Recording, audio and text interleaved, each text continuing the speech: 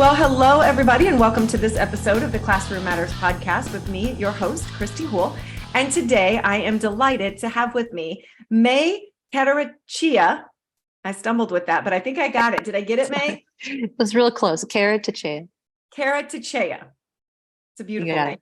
And Mae is joining us from the Sudbury School in St. Louis, Missouri. And I am really excited to dive into this conversation with Mae because Mae is not only the co-president on the board of directors, but she's also a parent for the Sudbury School. And so this organization was established in 2019. However, these schools do exist all across the country. And so we're going to dive into that and what the school in St. Louis, Missouri is bringing to families and students in this area. So Mae, thank you so much for being on the show. Welcome. Yeah, thank you so much for having me. Okay, so we're going to dive in because I know a lot of our listeners right off the bat are saying, the Sudbury School, what are we talking about? Yeah. What does this look like? How is this different than a public school? So why don't you start by just telling us a little bit about yourself and the Sudbury School itself that's located in St. Louis, Missouri? Sure, of course. So I got connected with the Sudbury School through a friend who used to be on the board of directors when it initially got started. And I knew her through the Free Forest School in St. Louis. And so I was kind of getting connected with lots of different micro schools through that Free Forest School. And that's how I came across Sudbury. Sudbury is Missouri's first and only Sudbury model school. And the Sudbury model is a self-directed democratic learning community. So that self-directed piece is really popular and has really kind of become a buzzword, especially since the pandemic, when parents are really considering, is traditional schooling something that is working for us? And when, everything went virtual, that sort of helped parents, I think, see and observe kind of what was missing in a traditional school setting. And that has definitely sparked an interest in alternative education and self-directed education in particular. And the things that kind of set Sudbury apart in the self-directed education field are kind of that democratic piece, which is really important to our school culture. And that is basically speaking to the culture that we're trying to create in terms of giving students the autonomy and the freedom and the responsibility to create what school looks like for them. And so everything is put to a vote at school as far as like decisions that are made. That's everything from like rules to hiring and firing staff to classes that are formed. All those things are brought forth at school in what we call our school meetings, and they're voted on. And all the votes count equally. So like my vote doesn't carry any more weight than like a 6-year-old's. And we make decisions entirely like as a community. And that's sort of what really sets us apart, I think, from a lot of these other one of the things that sets us apart from some of these other self-directed schools. Yeah. Well, and I can tell you right now, Mae, that there are a lot of people listening to this and they are hearing what you're saying and they and they are saying, oh my goodness, how in the world is that possible to allow children in an educational environment to be the decision makers? And, you said that piece about hiring and firing staff, about creating rules. And we are so ingrained as a society in the traditional school setting. And I know that some people are really interested to hear more about what that actually looks like on a day-to-day basis, because it's not just anything goes that kids say. I've actually been fortunate to visit the school and had a lovely walkthrough with you, and I got to see the facility, and it's a beautiful facility, and the children and everything was just running so smoothly that it's hard to imagine that when you hear it spoken about. But I want you to go back and walk our listeners before we dive deeper into some of these other topics into what a typical day looks like, because I'm sure some people are like, are there just kids running amok? There's no rules. They're doing whatever they want. They're, they're telling staff what to do. So what does a typical day look like for a student that comes in the morning? Yeah, so there's so much to speak on here. So there are a few rhythms, I would say, a loose structure that is applied to Sudbury that kind of helps keep things running smoothly. And the structure is determined by students, and at any time they can vote to change the structure, change the rhythms, or make amendments to how we do things. And that's really cool. But there definitely are I would say, rhythms in place that keep things kind of flowing, right? So when a student arrives, everyone has to sign in, and that's kind of the first core piece, right? So you come, you sign in, so you can keep our attendance record sharp, and from there, truly every single day looks different. And I know I mean, that's one of the biggest questions we get, right? Is like, well, what's a typical day at Sudbury? But I think it's so similar to life. In life, that's really hard to pin down a typical day, right? Because everything is fluid and everything kind of is determined by the choices we're making based off how we're feeling or who we're around and what's going on, or what sort of things are being required of us based on our environment. And all of that's true at Sudbury as well. So it was funny how you mentioned, like, it's hard to imagine a school where the students are responsible for determining what it looks like, and it not being just like chaos, like anarchy all the time. And I think that is the common conception about what this school is. It's funny because oftentimes one of the first questions we get is, how do you have a school with no rules? And that's such an interesting assumption. When they hear that kids rule the school, they're like, oh, there must be no rules. When I started working here, I remember getting a copy of the rule book, and I was like expecting to see maybe like 5 or 10 rules, like something pretty modest. There were like 50 rules when I got hired, and I think now there's like 70 or something. It's like they're always growing. And these are rules that the students are voting on, right? So they're rules that they want, and they get really hyper specific with their rules. And it's because people like boundaries. People like creating a system that feels safe. And you can't really do that when there are just absolutely no guidelines, right? We're just inviting students to be a part of that process and to guide that process, even in some instances. So for us, it's definitely not a school without rules. It's a school that is doing its best to implement rules that the people in the community who are actually affected by the rules the most are actually a part of creating. So typically, it's not uncommon to see some students running amok, right? It's not actually uncommon to see some kids playing all day, or to see them kind of being wild, especially some of our younger ones. That's how they are testing their boundaries and feeling out their place in the community, is just to play and to be wild. And we have lots of rules around when it's appropriate to be loud, or when it's appropriate to be playing in a way like that's not disruptive to the other things going along. Because at school, we also have students engaged in committees or classes or meetings. And if those things are going on, and we have also just like a group of kids being chaotic, that's really an amazing opportunity for students to figure out, well, what are my boundaries, and what are the things that I'm expecting from people around me, and is it a reasonable request to ask people to stop doing something, or to do something somewhere else, and all these things are really, I think, important higher level social skills that we're asking students to engage in every day. Things like setting boundaries, or being able to say no, or being able to assert themselves and sort of delegate tasks, or to do some of these things that I think are incredibly hard for adults to do, really. But we are creating an environment for them where they have to readily practice those skills pretty often. And I think that's one of the things that is consistent at Sudbury, right? Regardless of what's going on, whether or not it's a day where there's a lot of classes, or a lot of like more traditional, stereotypically type of educational things, or it's a day where there's more like loose fluidity, and kids are like, hey, do you want to go walk to the park? And that's what we spend most of the day doing, all that stuff changes. But what doesn't, or what is more consistent, are these sort of like social norms that we're trying to learn about and learn through each other. Those are the pieces that are kind of more consistent. A lot of social emotional engagement meant to enrich students' lives, for one, but also just to prepare them for the world, right? To prepare them how to be in relationship and in community, and in their lives on a greater scale. Mm-hmm.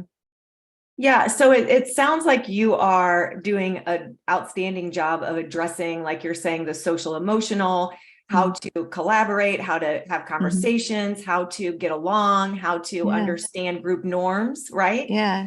And students are learning this on their own. And I actually did see that when I was there. I remember when I walked in, I saw a group of young ladies having a wonderful time and moving about and dancing and all the things. But they were doing it in an appropriate manner, right? They weren't disrupting other people. They were sort of in their own little space, and they were having fun, and they were, getting that free flow of movement. And then I saw some some children playing musical instruments. And then I'd go into another room and I saw children sitting quietly reading books. And so that kind of brings me to my next question, which is, we're touching a lot on the social emotional piece and allowing children to be very independent and really make rules for themselves and self-monitor. Where does the academic piece fall into that? Because we're so used to our children go to school and they learn math and reading and science and social studies and foreign language and all of these pieces. So how do you talk to parents or potential students and parents about that academic piece at the Sudbury School? Yeah. So for us, the social emotional, the close attention that we pay to social emotional development, that is the curriculum for sure. And it's not, we say often that there is no curriculum, and only recently was it pointed out to me that like, well, that kind of is a curriculum, and it's not something that we're imposing in a top-down way necessarily, because everything is so collaborative. But I do see how that is a greater curriculum. When it comes to academia, we truly do believe that if you address students' needs, their basic emotional, social needs, that the academia will follow. And it's really interesting to me because as I can see it happening in Missouri, but I see it happening on a nationwide scale for sure. The trajectory that people are taking as far as really getting interested in alternative ed, because they can see like, oh, these are some ways that maybe traditional schooling is not fulfilling some of the needs that we feel like our kids might need. Kind of the trajectory that it's taking is a greater understanding that some of the benchmarks that we set up for students, like that they need to know Pythagorean's theorem by 11th grade or whatever, might be kind of arbitrary. And I think that's a really important piece in the conversation, that why is it so important that students are learning specific things at specific times besides to pass a test, right? So at Sudbury, we really like to go back to the mantra that we're like, learning by living, and the things that come up in our lives as adults that require us to learn a new skill, we are highly motivated to learn them because it's helping us achieve a goal, or it's helping us kind of get to our next step, or it's helping us do something that we find fulfilling. And we really trust kids in this space to do the same thing, to be engaging with the learning that's coming up naturally through them living their lives. And if there's a student who's interested in something more traditionally academic, I'll use one student right now is like learning trigonometry, right? So that's pretty traditionally academic thing to be learning in school. And this student in particular wants to learn that because they have higher goals as far as needing to learn higher math for like a career goal, right? So that's something that they're interested in. So they're highly motivated to learn it, and they have been able to with the help of like staff and adults in the space, resourcing them with people who can help teach them that. They're in like a trigonometry class, but that's not necessarily something that we think is like more important than the student who is learning how to draw and spends all their time learning how to draw. Right now, it's meeting the need that they have to pursue their interest, and whatever that looks like. We don't really put any sort of hierarchy on like what a student is learning on at any given time. And I find that when you give I'll say young people, but really humans in general, right? When you give humans the space to pursue the things that they're interested in, they're retaining that information so much more. So like we have students learning things to mastery because they're able to actually pursue something that they're interested in, versus learning something for the purpose of like passing a test, which I don't know what your experience was in high school, but I know when I got out of high school, I couldn't tell you 90% of the math that I learned. It was immediately out of my brain because there was really no internal motivation, intrinsic motivation to learn those things. It was completely, external and trying to make sure that I just passed the test. So I think what we're doing is really instilling the insight for people, for the adults and the students in the space, to teach them how to learn and not what to learn. You know what I mean? So there's much more of an emphasis on sort of giving yourself the space and the time to learn what it means to be a lifelong learner. Talking about children moving on into the next phase of their life really brings me to the point, and I'm sure that you get this question a lot.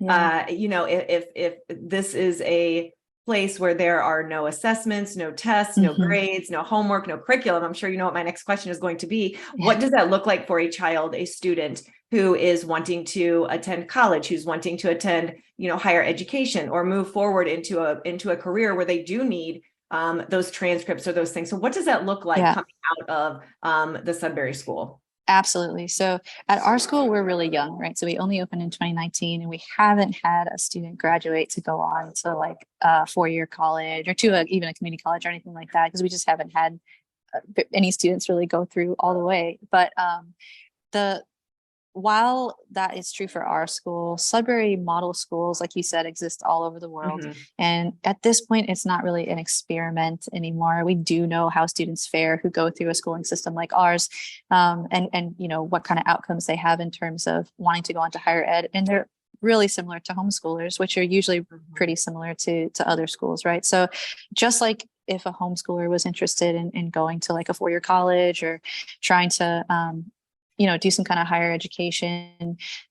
It's really the same kind of process as far as like, you get a GED, you try to go to do some dual enrollment through a community college to get some of those transcripts under your belt. And those are all opportunities that they have at Sudbury. And honestly, I think they have more opportunities for them because they have the freedom to pursue that stuff whenever they want. They don't have to wait until they're a junior in high school or a sophomore in high school or whatever. They can do that at any point, really. And they also can be really, if they have a passion at 12, they're free to follow that passion and to any end that they desire. They're not going to be cut off because actually it's time to do, English class now. You have to stop doing your marine biology or whatever, they're not beholden to someone else's time restraints. And so it really does allow students to pursue things, I think on a much deeper level and earlier usually. Mm-hmm. Yeah. And, I like the story that you told about, or the couple of things that you mentioned about when you were in high school and your high school experience. Yeah. And, I can definitely attest to that. I advocate for all educational environments. Everything is situational, right? So where public school may work for one kid, Sudbury may work better for another child, just depends on that child and how they learn best. But what was your experience? I want to kind of go back with you since you're so involved and really knee deep into this model of learning. What was your experience like? Did you attend public, traditional schooling? And was that sort of a catalyst for you to now want to be involved in this because you were like, no, that doesn't work for all kids. So now I have to do the opposite. Or did you have alternative education as a child as well? Sure. Yeah. So no, my schooling experience was pretty traditional, and I attended 10 schools before I graduated high school. And so I'm in kind of a rare statistic of students who do graduate despite changing schools so often. But I did attend a couple of private schools, a couple of like private Catholic schools. But besides that, I was all in public schools, and I did that in Missouri, in Arkansas, and in Texas. And my experience in school was I performed really well on tests. And I was like a kind of a good student on paper up until my high school years. And by that point, I was pretty exhausted with the changing schools thing. And so I think I really became much less engaged in the academia by the time I got to high school. And my experience as someone who is neurodivergent and has pretty severe ADHD was that I felt a tremendous amount of anxiety and overwhelm at the academic requirements. And I performed well. So it was pretty typical for me to be in like AP courses or in these courses that are supposed to be for like college readiness and all this. But really, I thrived in the social aspect of it and was very interested in my social experience, and kind of found a lot of fulfillment in that. But the experience I had in academia in school was kind of created a lot of shame in me, I think, because I couldn't keep up in the way that I saw some of my peers keeping up, and felt like the expectations, because I didn't know anything else, I fully took in, I internalized that the reason why I wasn't able to keep up was because of an inherent flaw in myself, and that I kind of was struggling in the ways that I was because I wasn't smart. And I think that that's something that is extremely common, that students who are not maybe thriving under the requirements, the academic requirements in school, will just really genuinely feel like, well, I just must not be very smart. And I think that was largely my experience, especially through high school and as I was coming into some more academic rigor. And I did go to university right here in Missouri Baptist University. And I had really similar experience as in high school, only a little bit amplified, because as you know, once you get to college, the responsibility shifts so drastically. And in high school, while there's, adults the entire way telling you what to do and what time to do it, and overloading you with the processes of like, this is how you do it, and this is the time that you're supposed to get it done. In college, they kind of let off significantly, and while having that space was really helpful, I didn't know how to pursue learning. No one had ever taught me that. No one had ever taught me how to build my schedule in a way that would allow me to actually be putting my efforts into into my classes in a way that made sense, right? So I loaded up my classes just like in high school where you have 7 classes in a day. I gave myself like 7 classes in a day, not really knowing any better. And of course, in a college setting, that's typically not as efficient as maybe taking your coursework in a way that you know can be more at your own pace, which for me was probably more like 2 classes, right? And took me a long time to learn that. It took me a little bit longer to get through school because I just hadn't been given, I had never been given the autonomy or the freedom or the responsibility to create my academia myself. And so I think about what we're doing here. And I think that if I had had the opportunity to be at a Sudbury school when I was growing up, yeah, I mean, I think I would have learned that a lot sooner. And I do think that it would have improved my self-esteem in terms of being able to pursue the things that I could excel in and being challenged by the things that I was passionate about versus finding myself challenged by things that I didn't know why I was learning them. I wasn't sure what the importance was of, you know, some of the things that I was learning, and it didn't actually apply to my life at that time. So because it didn't apply to my life at that time, I don't think I was ready to learn some of the things that I was being told to learn. Well, and that's why when you were saying it just goes in and goes out. Yeah. Right?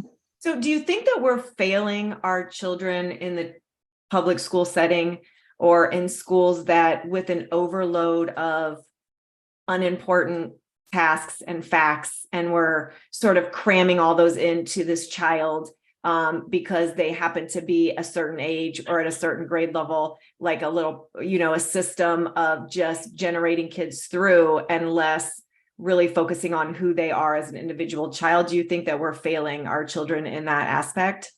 I do. And I think it's a massive cultural issue, right? Because I recognize that, and I'll say this too, part of my experience in the public school system was also that it was providing a safe environment for me when my home environment wasn't very safe. And I fully recognize this. I don't have like, I actually have a lot of friends who are teachers in traditional schools. And I know from having personal relationships with them that many of them go into that job really wanting to help children, and that's like their main motive. Like they're excited to be a part of children's lives and to build those relationships and to be a positive influence in the lives of young people, and I value that tremendously. I think that that's really important, and I understand that going into the system, even many teachers do know like this is not a great system, but I think if I can get in there, I can, you know, affect positive change.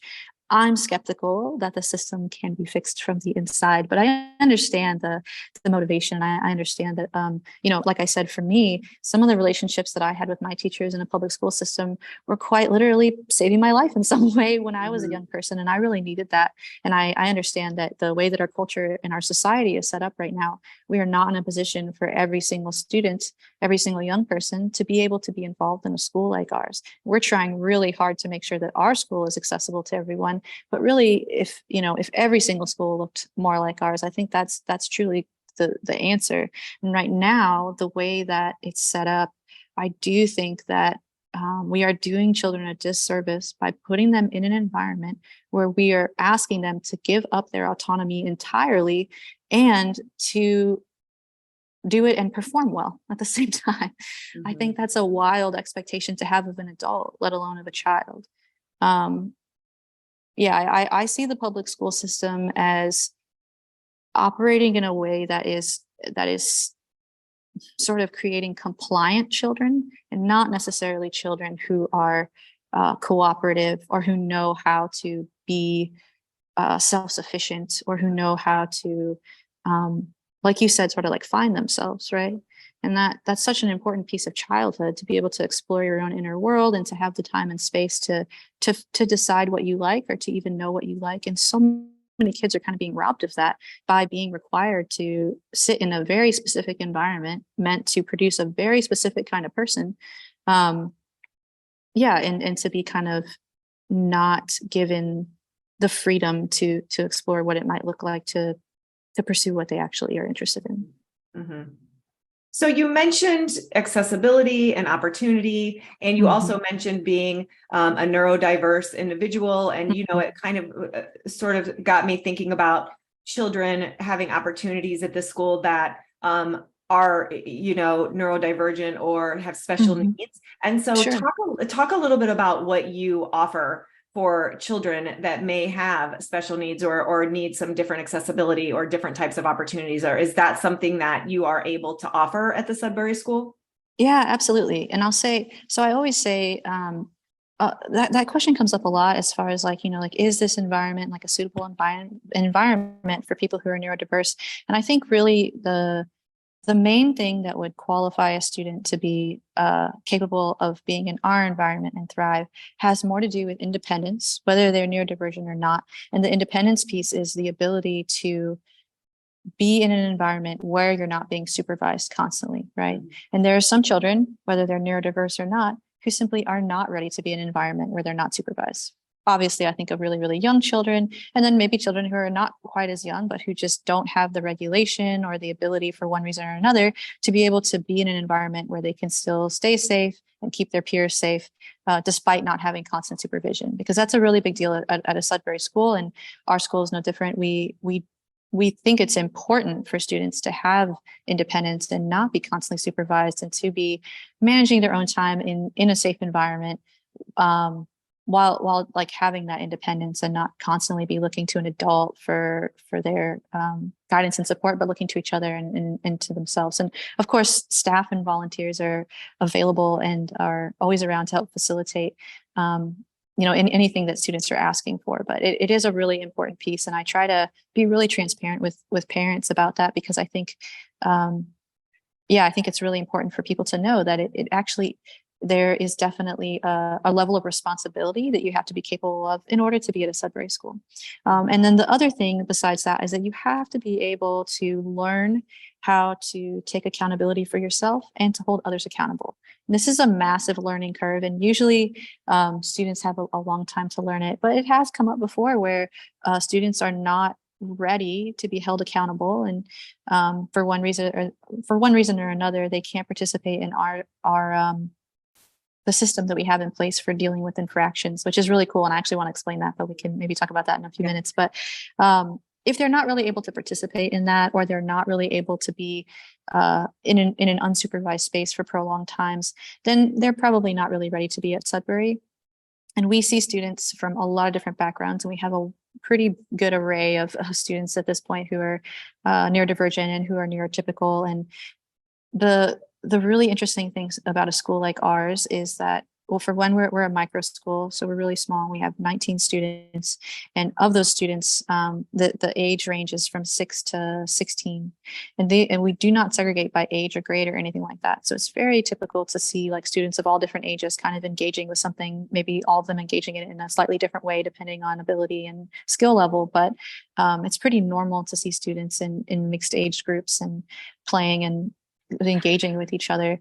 And that is something that I think is so special, because it does give it more of a community feel, and it definitely does give it lens to more of a realistic, like sort of reflection of how life is, right? Because we're not segregating by age as adults, and it would be quite silly if we were.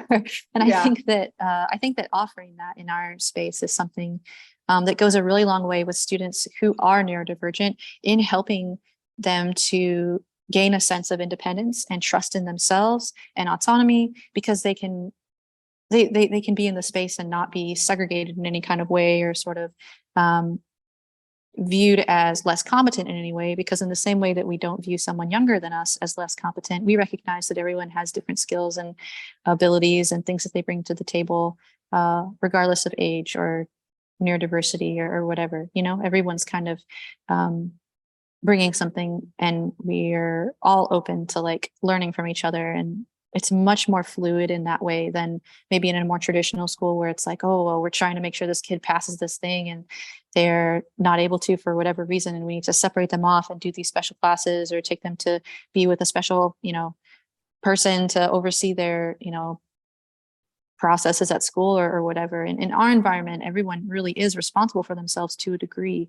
And I think giving students that responsibility empowers them. I think it helps them to feel more capable. And I see a lot of students coming in who struggled in the public school system or in a traditional school, private school, whatever, who do start off highly anxious. And you kind of slowly over time see that wean off, because they're now finally able to kind of breathe and they have like responsibility that is applicable to their actual lives, and existing well in the community is a good feeling.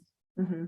So talk about the student that may be more difficult to motivate, right? Because you kind of brought that up. You're teaching kids how to be accountable. That's really hard for kids sometimes, especially if they've sort of been handheld and force-fed everything that they've had to do in a school setting. Or there are just children that are not motivated to learn. There are just children that if you leave them to themselves, they will not always necessarily find the best path to take when fostering a learning activity. And so when you have those children come in, when you have the child that maybe just sits for a couple of days and they don't know what they're interested in, you can't get them motivated to learn. And you can also kind of throw in the conversation that you mentioned a little bit ago about the student that maybe has some infractions that's coming in and there's some issues, right? So how do you monitor, handle, what does that look like? What are some strategies that you use for those types of children? And what does that look like? And especially with the freedom, right? Because if the children are unsupervised, then you may have 3 children over here doing this and 4 children over here doing this. And there's not always going to be someone watching their every interaction. So how do you motivate those children that don't want to learn? And then also, how do you deal with infractions? Yeah. So first, I want to start by saying that I don't believe that it's the adult's role in our space at all to motivate children to learn. We really believe that people are born curious and born with a strong intrinsic motivation that I think in a lot of schooling situations kind of gets beaten out of you a little bit. But I think that we are born with an intrinsic motivation to learn the things that are necessary for us to thrive. And I mean, even from birth, if you want to use the example of like walking, a baby isn't taught how to walk. It's something that they pick up through intrinsic motivation of their own bodies having the innate curiosity to pursue that skill. And I think that carries on through adulthood. And something that's really important here is that we're not assessing students' learning by putting levels of like importance on what they're learning, right? So again, I'll speak to the student who's maybe learning something like engineering or trigonometry. We don't think that learning is more important than the 7-year-old who's learning how to read by playing Minecraft, right? Or who's engaging in pretend play all day long and really exploring their own creativity in that way. We think that those are both equally important and important at different times in different people's lives, right?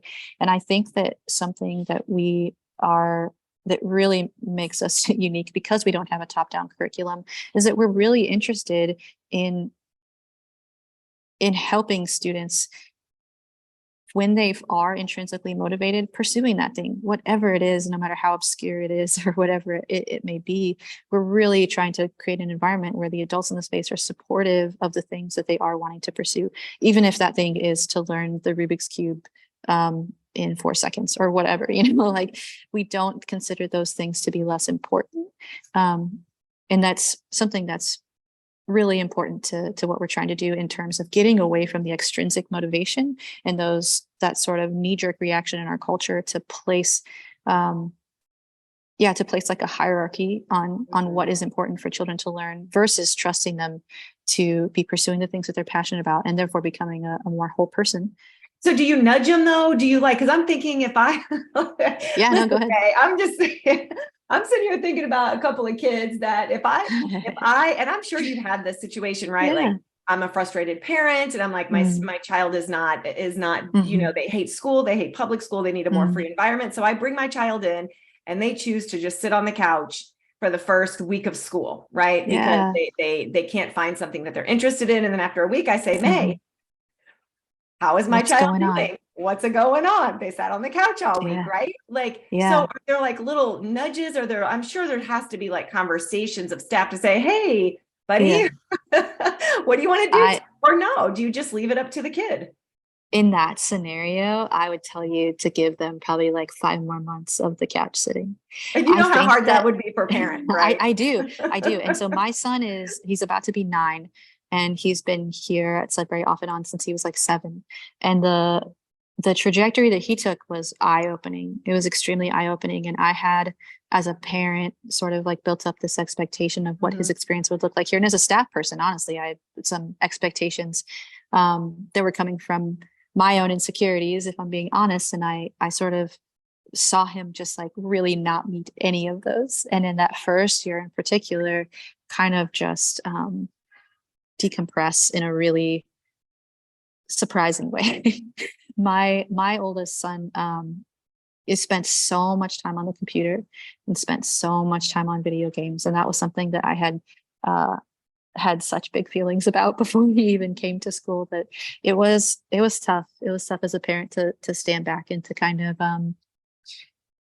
really like practice trust in my child and in myself and in the school, that he would, find his way. I think that something that's true for sure for all students coming in, and even students who come in from like an unschooling background. I don't know if you're familiar with unschooling, but this kind of homeschooling format that's pretty similar to Sudbury, but not in the community setting, right? You're just at home. But even kids who come from that background, most students need like a decompression. We call it like a deschooling period, right? So oftentimes it's pretty common for students to come in and with their first month, their first couple months, maybe their first 6 months, they are really decompressing. Some of them go really far the opposite direction, and they're like, all I'm going to do is talk to my friends and play. I'm not going to do anything that even resembles academia. And I think that's in part because they're traumatized by their experience prior, right? So I think that it's really important to offer that space and to give them that time to decompress.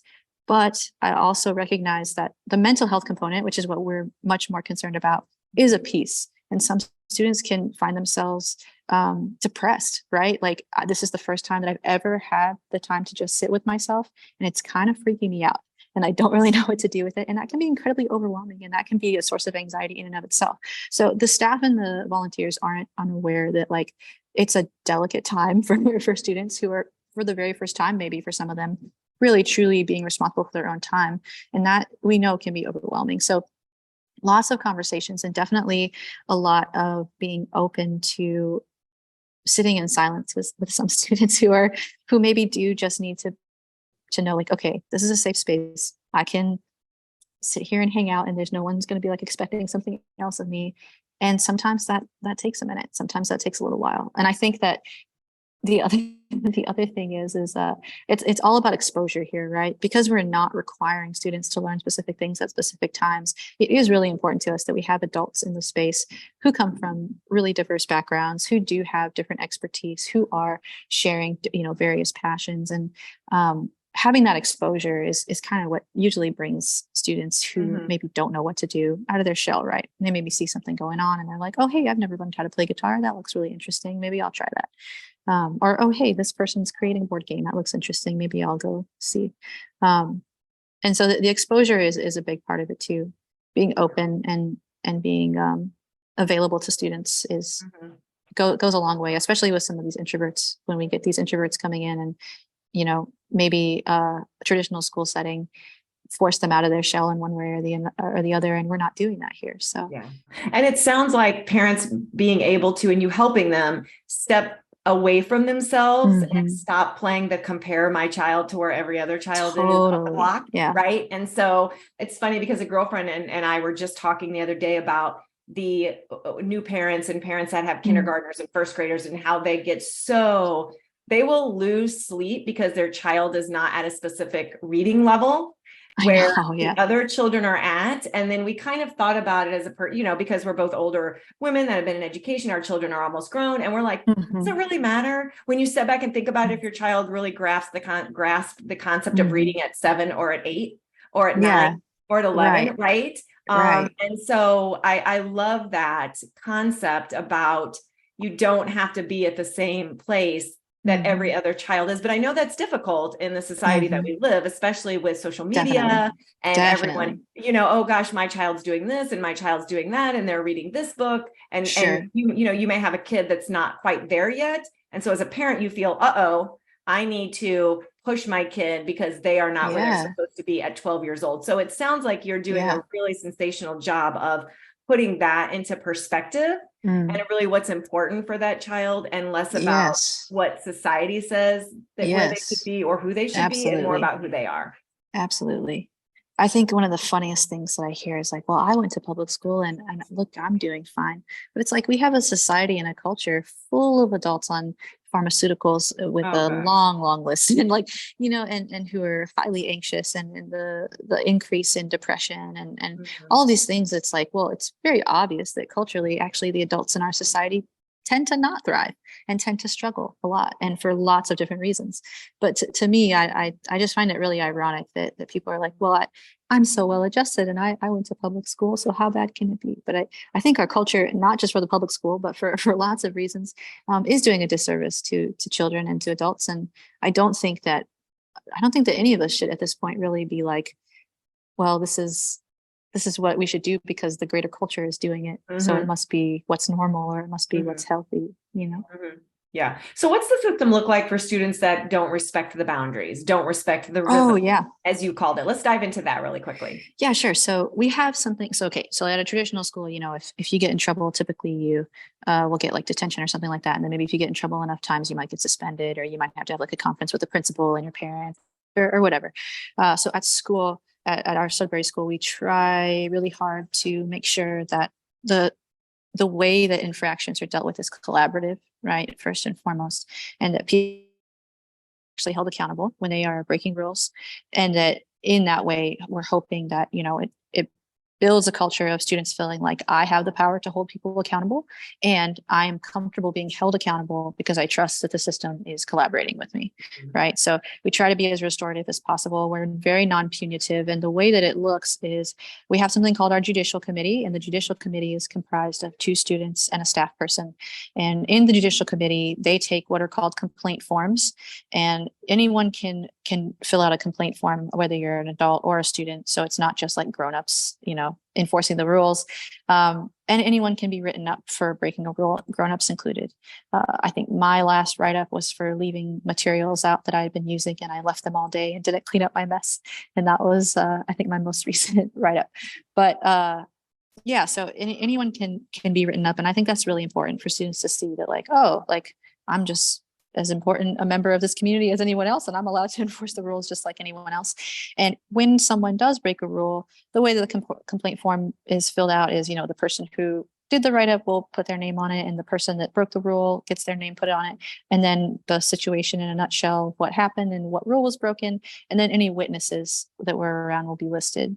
And so it's a little bit like a little tiny court system where the judicial committee will sit down with all the people on the write-up at once. So it's everyone who is involved in the incident will come, they'll tell their story. Everyone gets a chance to kind of speak their piece. Well, this is what happened from my perspective.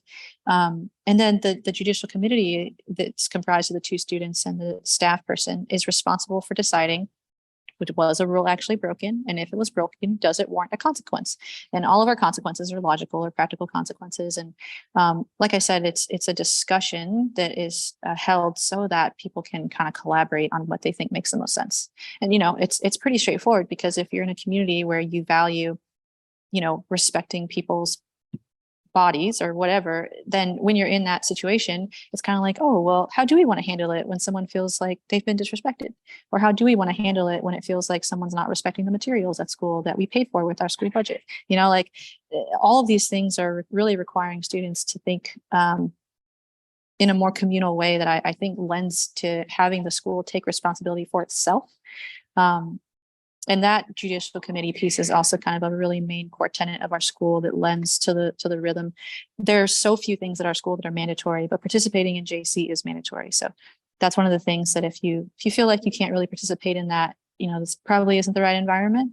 But most students, I've seen this happen so many times where, when you first come in, JC can seem a little daunting, or there's definitely negative connotations even just with the phrase write up, and I think some students can get a little on edge from that. And I see lots of students who start and maybe have 1 or 2 JCs where they don't want to participate, or where they're very sort of non-cooperative in the process, and it's a learning curve, and we understand that. So it's really, really awesome to see when students do come in that way, and then over time kind of shift, and now they're participating fully, and they're super helpful, and they're really collaborative and really engaged and feel empowered. And it builds trust to be in that situation, even as the person who gets written up, right? Because you see like, oh, okay, I'm being heard out.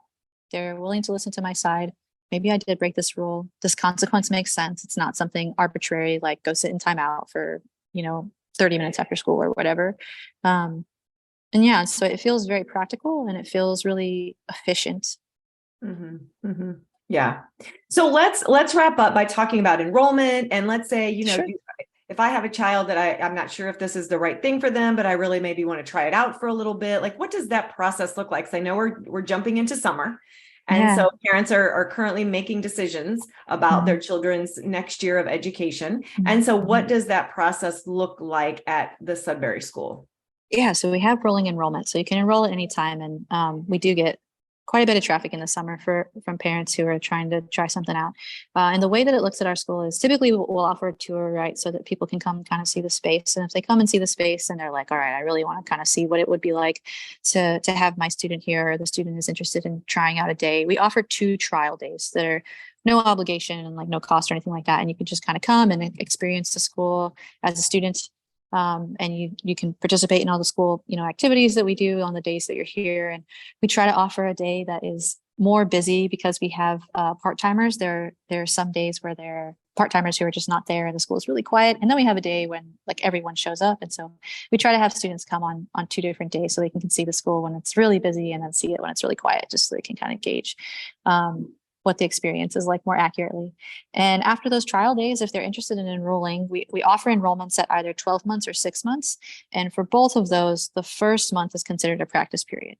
So after once your practice period is up, that's kind of when you have to really make the decision. And if you decide to stay in the contract, you're in the contract after that. But if you decide after that first month that you're this isn't for me, or Sudbury School is like, oh, maybe let's wait a little bit and try to come back another time. Like at that point, you can decide and you're not locked into the rest of the months. But that after that practice period, you have that either 6-month or 12-month enrollment that you can do. Yeah. Well, so it sounds like folks have an opportunity to not, to kind of see if it's a good fit for them. Yeah, absolutely. Yeah. So that's fantastic. Well, Mae, thank you so much. I am so thrilled that you guys are in St. Louis and that this opportunity is there for parents. I think since COVID, we've all sort of realized that there are other ways to educate your children. And, you mentioned earlier, there's so many families that are doing homeschool models or, other types of private schools or alternative education. And now we have this model in the St. Louis area as well. So I really appreciate the conversation that we've had today. And I'm hoping that you have some people coming in and checking it out over the summer. Yeah, thanks so much, Kristy. I really appreciate you guys having me. Yep, absolutely. So for everyone listening, if you're interested, go check out the Sudbury School. You can get online and find them, I'm assuming, at Sudbury School. STL Sudbury School. Yeah, STL. We all know how to use Google now. Yeah, exactly. Everything's really easy to find. And I do know there's a place on there where you can ask them to contact you, set up a tour, and get that process started as early as today. So thank you again, Mae. And this is Kristy Houle signing out for this episode of the Classroom Matters podcast.